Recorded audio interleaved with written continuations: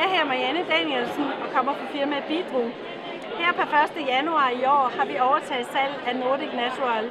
Nordic Natural er et stort amerikansk firma, som har virkelig dokumentation på deres fiskeolier af meget, meget høj kvalitet.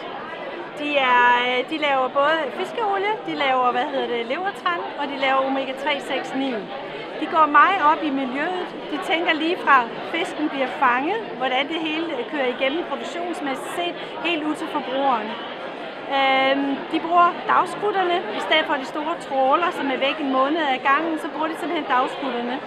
Og fiskene, de anvender, det er torsk, en arktisk torsk fra Norge, fra Antarktis, som har meget stort indhold af omega-3-fedtsyre, blandt andet DHA'en. Og så anvender man sardiner og antioser, som kommer fra Peru-området, og hvor man anvender EPA'en, som har meget indhold af EPA, også DHA. De tænker virkelig på, at det bliver en høj kvalitet, så de har, for at være sikre på, at forbrugerne får det bedste af det bedste, så har de tredjepartskontrolanalyser. Det vil sige, at det ligger offentligt, hver gang vi får et batchnummer hjem, så ligger det offentligt, man kan gå hen og trække det batchnummer og se, at acidintallene, toxitallene er gode, så man kan se, at det ikke oxiderer. Så det er en høj kvalitet af fiskeolie. Kan det også være tungmetallerne, man kunne se på de analyser? Altså ja, nemlig, fordi man ved jo, at fisk har masser af tungmetaller. Men lige netop på fiskeolien, der fratager man alle tungmetallerne. Så Nordic Natural har ingen tungmetaller i deres fiskeolie. Og en anden ting er, at det er vigtigt at spise fisk. Masser af fisk. Alt det, man overhovedet kan, det er utroligt sundt. Men de har jo tungmetaller. Når man får olien ved siden af, så er der ingen tungmetaller i. De er simpelthen taget fra. Hvad bruger I for at give olierne smagstilsætning? Altså, vi kommer nogle naturlige smagstoffer i, som til børnene, der kommer vi jordbær i, og til, arktisk hot liver oil, levertranen, og fiskeolien, der kommer vi citrus i. Og det gør, at de ikke er så fedtede i smagen, og de smager ikke af fisk på nogen som helst måde. Og man får ikke de der sure opstød, fordi kvaliteten af olien er simpelthen i orden. Og det vil så sige, at rent faktisk så kan en torskelevertran smage godt, kan man sige, hvis man spiser den i ren form. Lige nøjagtigt. Ja, fordi jeg tror, at vores bedsteforældre kan huske, hvordan det var at få levertran af, og tænke, nej, det smager bare forfærdeligt. Ja, jo, lige nøjagtigt. Og her, der kan man i hvert fald mærke, når man tager den her, den smager ikke af fisk, og man får ikke fiskebøvserne. Det er den måde, man kan teste op på. Så findes den i kapsler, og de findes i flydende form.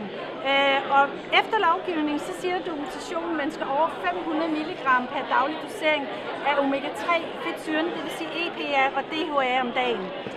Hvis man begynder at mærke, at ledene knirker lidt, og man er lidt øm i ledene, så vil vi anbefale over 1 gram om dagen. Og hvor meget skal det så til for? Ja, og det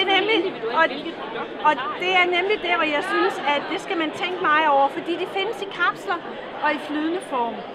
Hvis man tager den i kapsler, så anbefaler man 2 kapsler dagligt, så får man 690 mg omega-3 fedtsyre om dagen. Men hvis man tager en teskefuld af den anden, så får man 1725 mg omega-3 fedtsyre.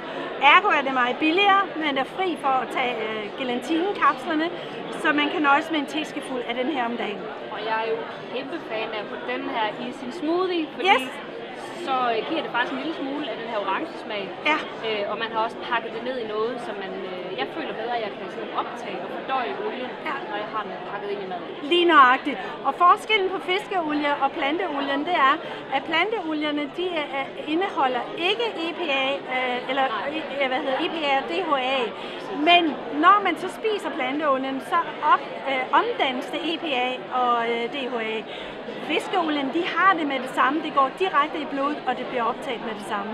Jeg ved faktisk også, at der er nogle mennesker, der kan have svært ved at ud fra en planteolie og danne de her stoffer. EPA og DHA også. Så nogen springer simpelthen det led over og får ikke det optimalt ud af deres planteolie. Og derfor kan det jo være super godt at tage en fiskeolie. Lige nøjagtigt. Det er og mange af de planteolier kan man også spise igennem kosten. Simpelthen for omega-6 fedtsyrene igennem kosten. Og derfor at det er omega-3'en, vi får alt for lidt af. Så ned i smoothien eller på en teske. Lige nøjagtigt. Det er simpelthen det bedste, man kan gøre.